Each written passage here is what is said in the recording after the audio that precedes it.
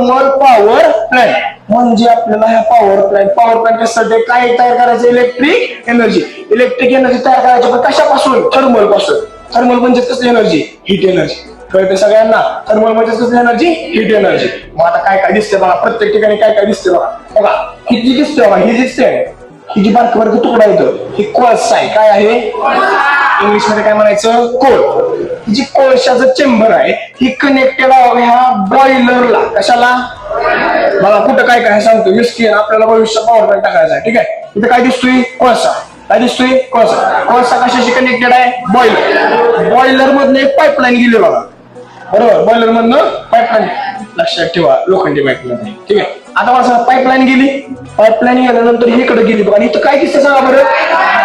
मी आता जी दाखवलं होतं ती बारकं झाले बघा. पंखा लावलाय, पंखा. आणि पंखा ही शाफ्ट आहे. आणि शाफ्ट कशाशी कनेक्टेड आहे?